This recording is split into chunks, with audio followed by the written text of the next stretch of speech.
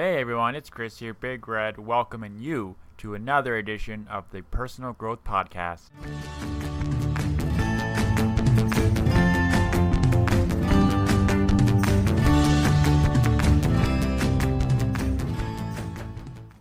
Today we have Jason Eric Ross on the line. He's a licensed psychotherapist, a wellness coach, personal trainer, actor, and writer. So when I said he had many titles, I meant it. Anyway, without any further hesitation, let's dive in. Welcome to the show, Jason. It's a pleasure to have you on. For those who don't know who you are, where you're from, what you do, if you could just kind of dive into that a little bit, it would be super helpful. Sure. Thanks for having me on. My name is Jason Eric Ross. I'm a licensed psychotherapist, an actor, and a writer. I'm originally from the Bronx in New York, and I split my time now between Miami Beach and New York City. And I'm the co-author of a parenting book entitled You Can Say No and Your Child Will Still Love You. And I've been on 6 Discovery ID crime reenactment shows, and I've been the script consultant on a 7th. That's the short version. So you're a busy guy, so that's a lot of, kind of titles for one person. So what does a life look like to get that many titles? A lot of failure first. I think it takes basically, there were some things I wanted to do, and I wasn't going to live with myself comfortably and with regret unless I went out and went after what I wanted to do. So it's sort of basically an idea that I can do what I want at this point in my life. I kind of earned the ability to do it. I have to work very hard at it, but if I'm doing what I want to do and what I love and I'm passionate about it, it's the best energy I can have. And for my main job, which is my counseling and coaching, I think it's imperative that I practice what I preach. So the coaching, that's where you're putting a lot of your focus on? Is that what you're doing now? My counseling practice, I've been in my adult life, I've been either a personal trainer and or a licensed psychotherapist. So for the last 14 years roughly, I've been a therapist. That's my main focus. My acting may catch up one day. Maybe it'll balance out. Maybe one will eclipse the other a little bit, but I'll always do both. Right. But that's definitely number one. So obviously you have a ton of experience. You're obviously, maybe without even knowing it, by like someone with those experiences would have a lot of insight as to human behavior and patterns. And what's something that you've noticed comes up again and again when people are trying to break through? I think people have to, this is like one of the big questions, right? I think people have to decide what's holding them back, what do they want to do, what are they passionate about, and at the same time, they've got to ask, what are they afraid of? Because fear can be one of the great motivators, but it could also be one of the biggest limiting factors. And most people live out of fear and the thought that someone won't approve. They're looking for someone else's approval. So when someone's having an internal struggle, is this typically the kind of person you find? Like where do your clients come from? Sure. That's they come from a couple of places. Families come to me, one, if they're struggling with a loved one with addiction, substance abuse, or chronic mental health issues. I'm definitely a specialist in that area.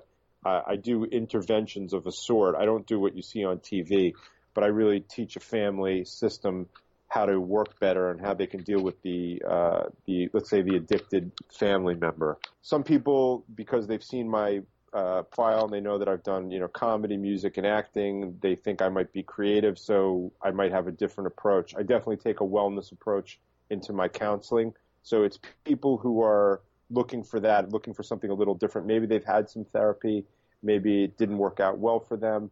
I definitely take a very straightforward, sometimes brutally honest approach, albeit I try to be funny and humorous when I can. And people who've had some real awful trauma in their lives. In there, I heard you mention like wellness. So is this something that you're into? Should people be looking at wellness? Like, what's your thoughts on like the health and wellness? Absolutely. If people want to accomplish any of their goals, lead a healthy lifestyle, there's definitely a bunch of factors that they really ought to consider. Despite all the technological advances that we have higher rates of suicide, drug abuse, addiction, obesity, depression, anxiety. Arguably we should have less, but I think we've gotten lost over the last 20 plus years. Definitely since I went into grad school when I was in my early 20s, a lot has changed. But even then, I thought that people were having trouble with parenting, and it's gotten only worse. what can we do about that? Like, what actions do we take to start making the change? I think people need to take a step back. We talk about mindfulness, right, a lot, right? We hear that word used often. People have to be willing to really audit themselves. And if you do that, you'll probably take a look at the following 5 areas of your life: social, intellectual, physical, spiritual, and emotional functioning. When people really look at those spheres, really can address their life and see, how well do I function in each of these spheres? Most people, when I ask them, their self-report's pretty poor. And then you have to say to yourself, well, do you think maybe that has something to do with the fact that you're not happy? And usually they say, yeah, I think you're right. And then they have to really audit themselves and look deep to say, what the hell am I doing with my life? You got to appreciate that you have a life, and what are you going to do with it, on the other hand, while you've got it? What you're talking right now, you're preaching. I totally agree with you. Something that I talk about in other episodes of the podcast is like, yes, how can you be happy if you don't know what makes you happy? And if you don't know what makes you happy, you can't schedule time for that. So you're literally just like reacting constantly. And that's not a real way to live like a fulfilling life. But you sound like you're very passionate about this. You're very educated on it. Were you always this way? Like, what brought you down this path where like coaching was something you wanted to do? Partly. I grew up, by the time I was 4, my dad got his PhD in psychoanalysis, and I think by the time I was 8, my mother had hers. So I grew up in a family of the shrinks. I kind of use the moniker junior shrink because I'm the junior shrink in my family. I'm third. My parents, did, then me. I grew up doing martial arts. I definitely watched my parents help a lot of people, whether it was in the office or out. I definitely learned a lot about empathy and compassion for others. So I knew I would be in a helping field, whether I was going to be a therapist or a doctor, which I thought I might do. And I just kind of came out of my shell in my very late teens, early 20s, where I started performing. But I knew I'd be doing something like this. Doing exactly what I do, I did not expect. That was an accident. Right. And I heard you say a word that really resonated with me is empathy. How important is empathy, and how important is that we employ that? Well, it's important if you believe that it's kind of the basis for everything in life, which okay. So it's minor. I mean, other than that, it's fine. It's huge. Yeah. I mean, we hear the word thrown around a lot, but empathy and compassion, like, you're on the planet. If you don't believe you're on the planet to be and connect to others, then you're missing the boat. Like, what are you here for? To drive a Ferrari? Is that like the end all? There's lots of rich people who are miserable. We had 2 major suicides last month. Yeah. Anthony Bourdain and Kate Spade. So obviously money doesn't necessarily buy you happiness. I mean, it makes misery more enjoyable. I'll give that. But empathy is the way we treat each other. So what I think we've lost in the last 20-something years is empathy, because with that we're disconnected. It's hard to be content with yourself when you have no thought about anybody but yourself. There's no gratitude in that. It's a huge loss. I just witnessed some of the worst of it this weekend. I watched some of the biggest parenting mistakes I've ever seen, and I thought, yeah, this makes sense because this is what's going on in our world. Going off that a little bit, I'm interested to hear your take on social media. Because there's always kind of 2 different roads to go down when you talk about social media and the impact it has, and what's your take? It's like the Force in Star Wars. It can be used for good or it can be used for evil. Well, that's really how. If I could do my Yoda voice, I would do it. I would do that. It's not one of my better ones. I think that you can use social media as a tool to connect and grow, but people use it for isolating, bullying, and we've had, a major rise in that, and, the subsequent suicides from bullying and cyberbullying. So it's a tool. It's like anything else. It's a tool. It's how you use it, and that's where we're getting lost. If you hear Gary Vaynerchuk talk about it, he said, social media is not what's ruining us. Technically, he's right.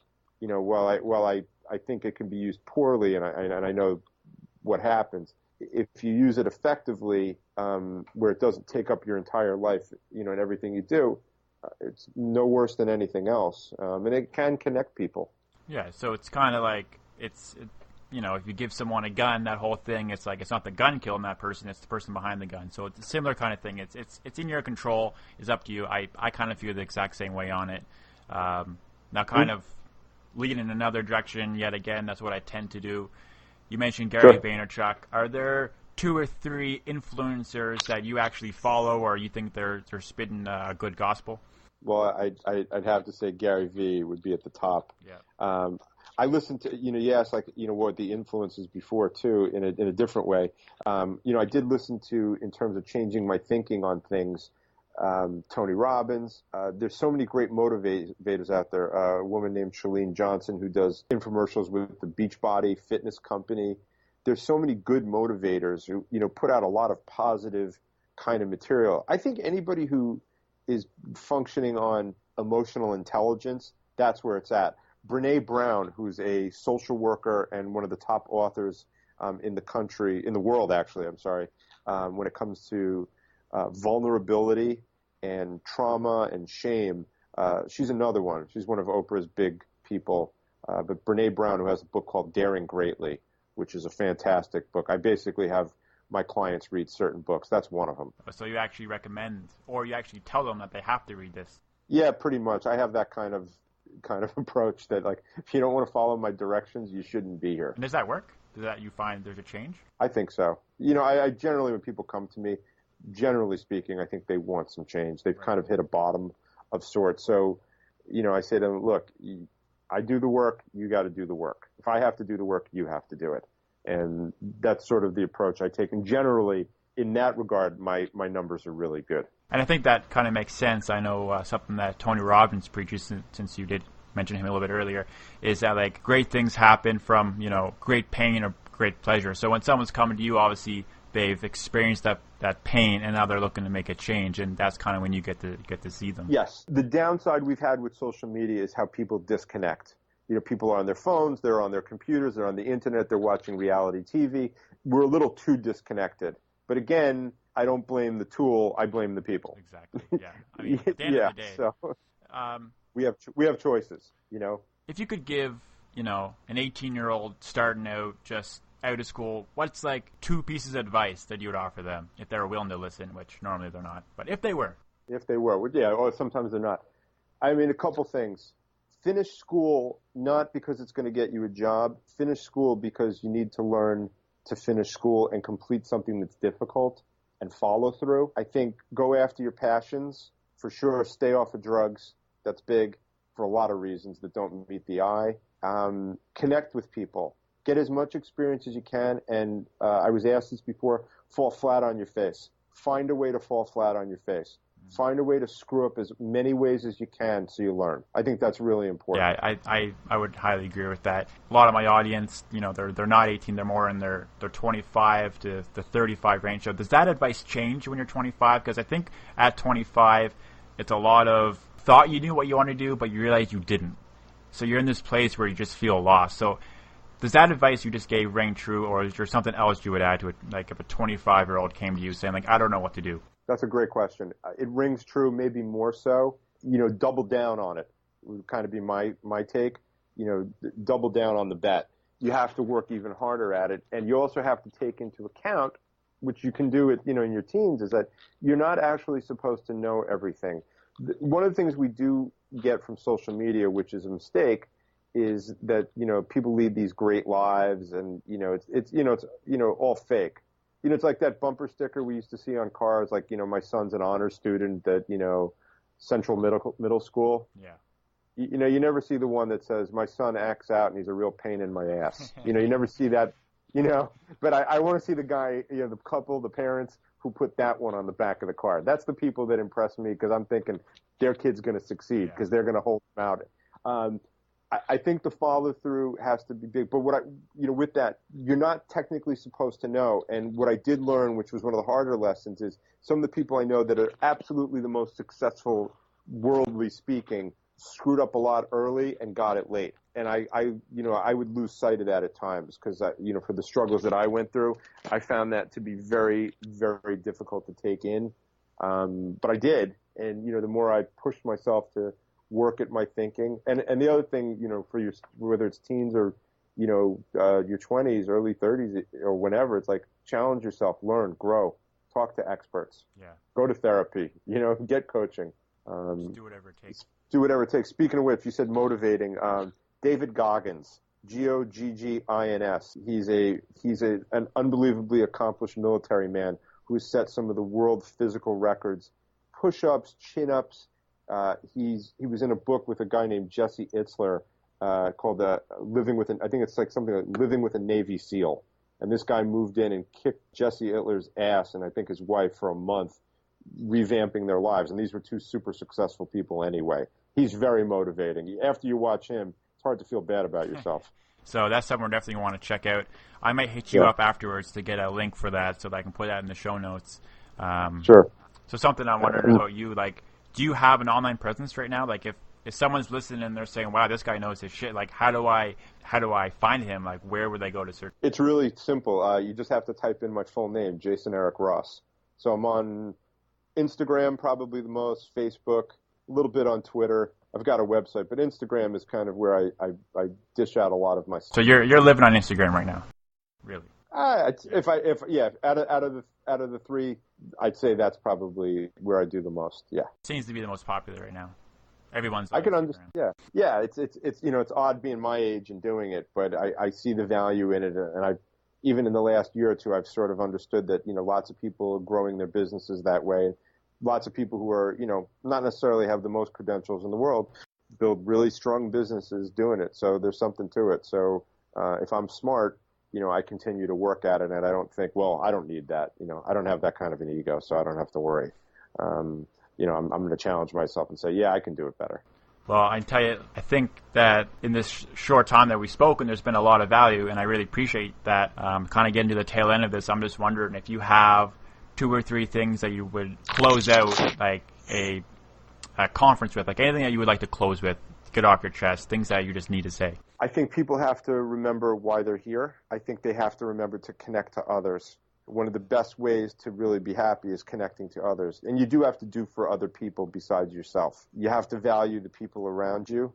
And if you don't push yourself, you're going to feel like crap. Victim becomes a choice. Yeah. And that's what some people have to really take in. Victim becomes a choice.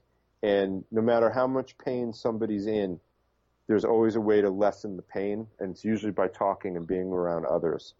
And I learned that, through particularly the last 14 years of the work I've done, where I've seen some of the things that on one level I wish I hadn't seen, but I'm glad that I did because it made me understand even more what goes on in the world and probably prepares me better to handle just about anything that life is going to throw at me. You've inspired me to ask you this question because it's something that I think a lot about, and it's that victim mentality. And if anyone's going to have a good answer to this, it's you. Do you think, or have you seen sometimes in people, they decide to be the victim and they just convince themselves that their life sucks, and then they get to a point where they believe it and they can't get out of it? Sometimes they can't get out of it. I would agree with all that. It can go to the point that sometimes they can't get out of it. And I think, with that overarching idea, it's like, what are we teaching kids? Right. And what we need to be teaching them is how to be resilient and how to cope and how to function no matter what life throws at them. You don't get an 8th place trophy. You can't go work at Microsoft and throw a tantrum every day and think you're going to keep your job. Yeah. But we're not teaching children limits. So, yeah, the victim is a choice, and some people are going to stay in that victim mode until life gets painful enough that they're willing to change it. And some won't change it, and that's reality. Yeah. That's hard. Yeah. It's kind of a sad thing to think about, actually. Sure. Yeah. A lot of, what are the greatest tragedies is like, talent lost, not realized. And it happens more and more every day, unfortunately. So you got to focus on the positive. There's lots of bad crap in the world. There's plenty of good still. And, we got to keep as focused as we can on that and be thankful that we still have it. I completely agree. So to kind of, it's easy to get into the heavy topics and go on for hours, but I'm going to kind of get this on the lighter side before we end it. Sure. What is your favorite TV show, movie, or music? Like, what are you into right now in terms of media? Okay, so music. Well, I didn't mention it up front probably. I'm a Beatles fan, and at 41, after multiple audition failures, I managed to get into a Beatles tribute band, and I portrayed George Harrison for 4+ years. So thank you. So it's Beatles 1 and anything from, Motown, Bee Gees, Beach Boys, Jackson 5, David Gray, Dawes. I listen to 70s music. I'm old school. Nowadays, I'd have to think of, what I've got like on my, my playlist, between the Roots, De La Soul, Marshall Crenshaw. There's so many. Movie, wow. Jacob's Ladder, Enter the Dragon, Animal House off the top of my head. Okay. Those are all amazing. I'm a martial artist growing up, so that's a big part of my growing up. And reading, right now I'm reading Crushing It by Gary Vee, Finding Ultra by Rich Roll, who's the ultra endurance athlete, who's an amazing story to listen to, an amazing podcast. So I try to just listen to as much positive stuff as I can. And how far are you into Gary's book? I'm barely into it. Okay, yeah. Barely, just starting. I've spent way more time listening to him talk. Right. And everything else, but I plan to crush it in terms of finishing that book soon. Yeah, because I had already set out to do it. There's Crushing It, and then he just released Crushed It, I believe, which is kind of people that read that book and then did the thing, and it's amazing. I think you'll really enjoy that. So I'm pumped you're into that because it's out of this world. Like it's so in this world that it's out of this world. It's just so practical and tangible. Yeah, so that's a good thing. But anyway, I really appreciate your time. I'm so glad you reached out to me. I really appreciate you getting back to me and coming on here today. You're obviously incredibly knowledgeable, and I really appreciate your time. Thank you so much for having me. It's been a blast. All right, guys, I really hope you enjoyed this episode. Eric is an incredibly intelligent guy. It's an example of what happens when you just try things and you're open-minded and you employ empathy. The sky's the limit. So I really hope you enjoyed today's episode. If you enjoy my content, please, I'm begging you. Well, I'm not begging you. I'm just strongly asking that you go and you leave a review on iTunes. It's super important. It means the world to me if you enjoy my content. Follow me on Twitter, Instagram, all that good stuff. You can email me, Chris@BigRedSays.com. I hope you guys have a good night.